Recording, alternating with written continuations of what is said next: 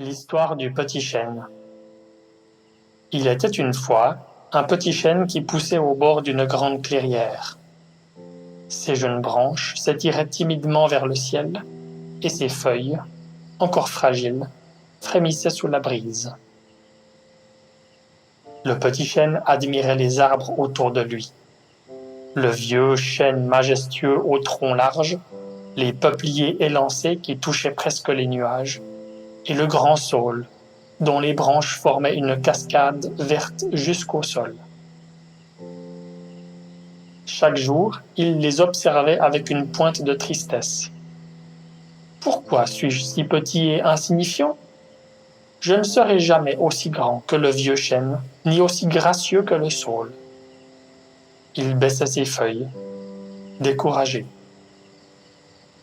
Un jour, un merle se posa sur une de ses branches.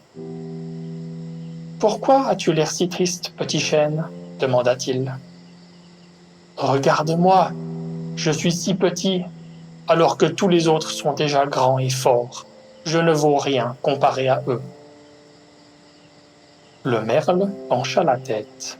« Chaque arbre est différent et grandit à son propre rythme. Veux-tu que je te montre quelque chose ?»« Oui, » murmura le petit chêne. Le merle s'envola et lui montra le grand peuplier. « Vois-tu comme il est grand et droit?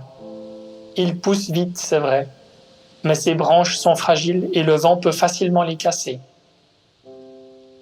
Puis il l'emmena près du vieux saule. « Et regarde le saule, il est magnifique, mais ses racines aiment l'eau. Quand la terre devient sèche, il souffre beaucoup. » Enfin, ils retournèrent auprès du vieux chêne. Le vieux chêne est robuste, mais il a mis des années à devenir ce qu'il est aujourd'hui. Il a traversé des tempêtes et des sécheresses. Il n'a jamais essayé de devenir un peuplier ou un saule. Il est devenu lui-même à son propre rythme. Le merle se posa à nouveau sur la branche du petit chêne. Ne te compare pas aux autres.